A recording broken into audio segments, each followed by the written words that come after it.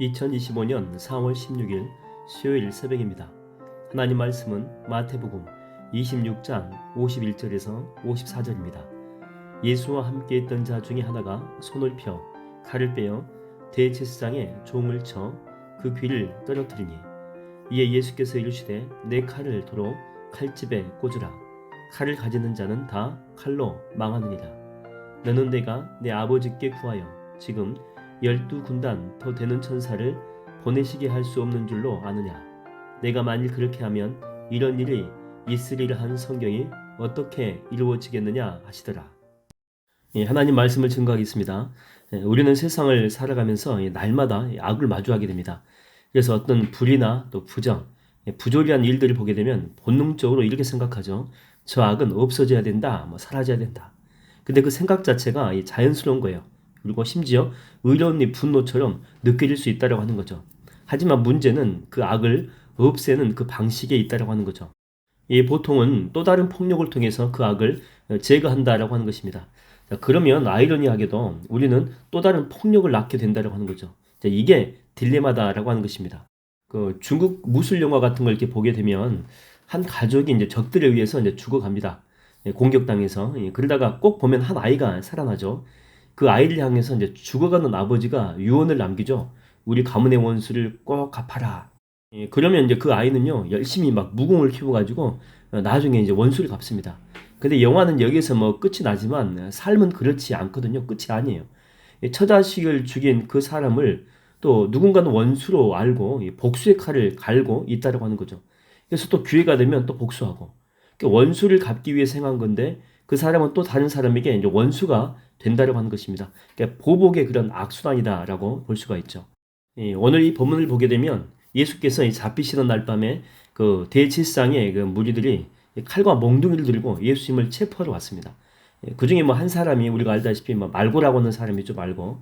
이런 모습을 본 이 베드로가 그 자리에서 칼을 뽑아가지고 휘두르죠. 악을 없애려고 하는 선한 의도였지만 결국 그는 또 다른 폭력의 사람이 되고 맙니다. 말고의 길을 잘라버리지 않습니까? 그때 예수께서 하신 말씀이 무엇입니까? 내 칼을 도로 칼집에 꽂으라. 칼을 가지는 자는 다 칼로 망하느니라. 그러니까 폭력으로 이 폭력을 해결할 수 없다라고 하는 것입니다. 폭력으로 해결하려고 하는 자는 자신도 그 폭력의 희생양이 될 수밖에 없다라고 하는 거죠. 그러니까 이제 칼을 든 자는요, 자신도 이 칼로 망한다라고 하는 것입니다. 여러분, 일반적으로 어떤 상황 속에서 이 사람이 공격적으로 되는 이유가 있습니다.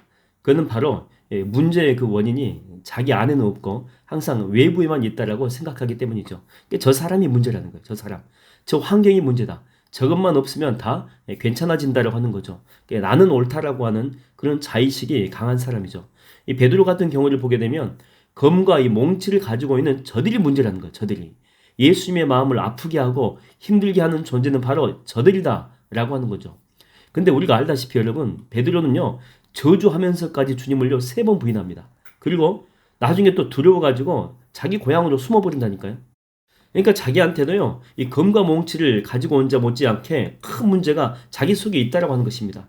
그러니까 베드로 안에도 이 가룟유다가 있는 것입니다. 근데 자기는 아니다라고 하는 거죠. 나는 정의롭다라고 착각하는 거예요. 막 검을 휘두르면서 자기의 의로움을 드러내려는 그런 과시욕이에요, 과시욕. 근데 로마서 3장에는 뭐라고 이야기합니까? 의인은 없나니 하나도 없다. 그렇게 이야기합니다. 어떤 어린 아이들을 데리고 이제 실험을 행한 내용이 있습니다. 그 왕자와 이제 거지 게임이에요. 그 3가지 역할로 이렇게 나누었대요. 왕자가 있고 또 상인이 있고 거지가 있다고 합니다. 그 역할극을 한 거죠. 10분 동안 했습니다. 10분 동안. 왕은 이 권력이 있고 힘이 있으니까 마음대로 할 수 있어요. 상인은 돈이 있기 때문에 돈으로 힘을 과시할 수가 있습니다. 근데 거지는 왕이 시키면 시키는 대로 해야 되고 상인이 요구하면 그대로 따를 수밖에 없다고 하는 거죠. 물 떠와 그러면 부당해도 물 떠와야 되고 또 과자 사가지고 와 그러면 또 사가지고 오고 청소해 그러면 청소하고 아무튼 10분 동안 다 해야 되는 거예요. 더우니까 부채질해 열받아도 거지니까 무조건 해야 되는 것입니다. 자, 그렇게 10분이 이제 지난 후에 거지 역할을 맡았던 아이들에게 진행자가 이제 물어본 거예요. 왕과 상인에 대해서 어떻게 생각해? 물어보니까 나쁜 놈들이래, 나쁜 놈들. 아무리 힘이 있어도 저렇게 하면 안 되지요. 벌 받을 거예요. 그랬다라고 하는 거죠. 그것을 이제 부모들이 본 거예요. 자기 아이들이 했으니까. 그러면서 이제 부모들이 하는 말이 뭐냐면, 그래, 우리 아이는 역시 착하지. 나를 닮아가지고 불의를 보고 이야기할 줄 아는 정말 정의로운 아이다. 자, 그러고 난 다음에 이제 또 역할을 바꾸어 가지고 왕은 거지가 되고 이 거지는 왕이 된 것입니다. 근데 황당한 게 뭐냐면, 방금 전까지 이 자기들이 거지일 때 왕이 부당한 걸 시켜가지고 나쁜 짓이라고 그렇게 이야기를 했지 않습니까? 근데 지들이 왕이 되니까 더해요, 더해. 막 더 폭력적이에요. 뭐 손들고 서 있으라고 그러고, 앉았다 일어났다 하라고 하고, 뭐 노래하라고 하고, 막 춤추라고 하고. 그러니까 막상 지들이 이제 권력을 가져보니까 자기는 안 그래, 정의로워, 착해라고 했지만, 그 자리에 막상 가보니까, 그 위치에 가보니까 자기 속에 있던 더 큰 악마들이 뛰쳐 나오더라라고 하는 것입니다. 성경에서 주님은요, 이렇게 말씀하십니다. 마태복음 7장 3절에 보니까, 어찌하여 형제의 눈 속에 있는 티는 보고 내 눈 속에 있는 들보는 깨닫지 못하느냐. 그러니까 진짜 문제의 원인은 바깥에 있는 것이 아니고 바로 내 내면에 있다라고 하는 것입니다. 오늘 이렇게 본문에서 베드로는 말고의 귀를 자를 만큼 정말 멋진 모습을 보여준 것 같습니다. 그러나 여러분, 이 베드로가 착각한 게 뭐냐면, 자기 자신 안에도 더 큰 말고의 모습이 있었다라고 하는 거죠. 바로 이게 들보입니다, 들보.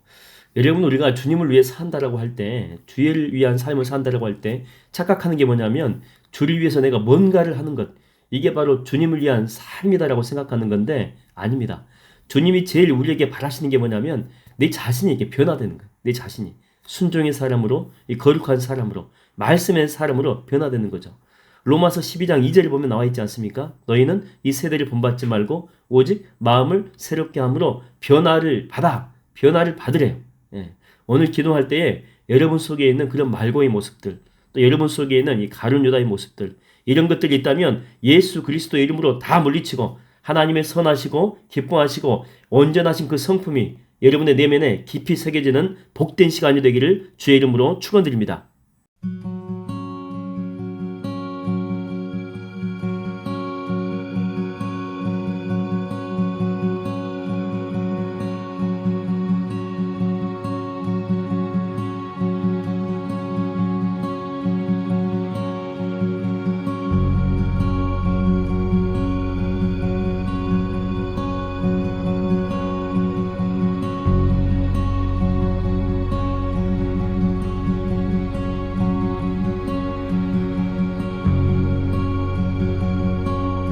죽임 당하신 어린 양,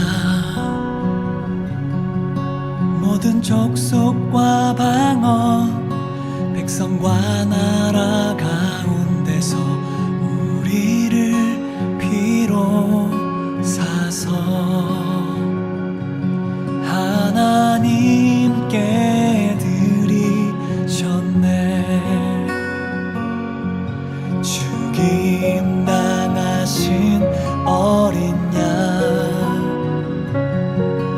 우리들을 나라와 제사장 삼아 주셨으니 우리는 주와 함께 이 땅에서 다스리리. 죽임 당하신 어린 양, 능력과 부와 지혜, 힘과 존귀와 영광,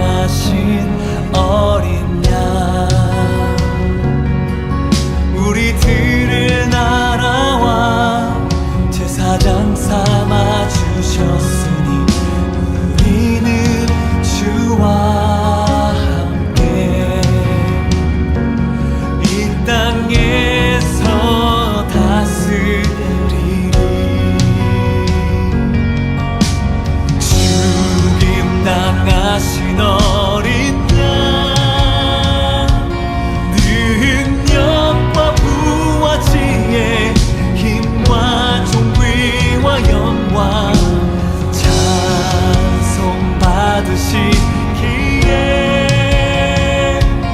합당하신 어린 양 죽임 당하신 어린 양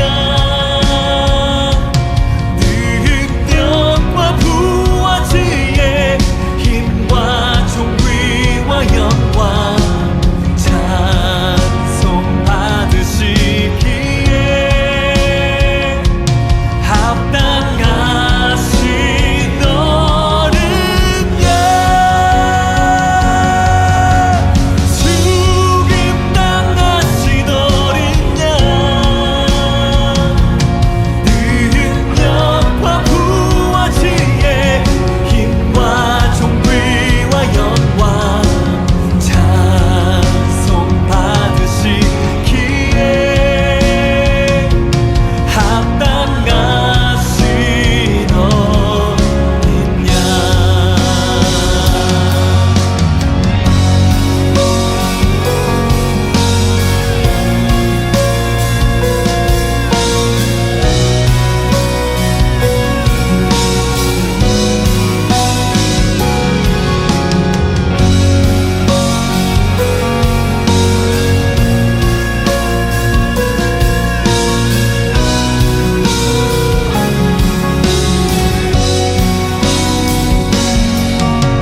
죽임 당하신 어린 양 능력과 부와 지혜 힘과 존귀와 영광 찬송 받으시기에 합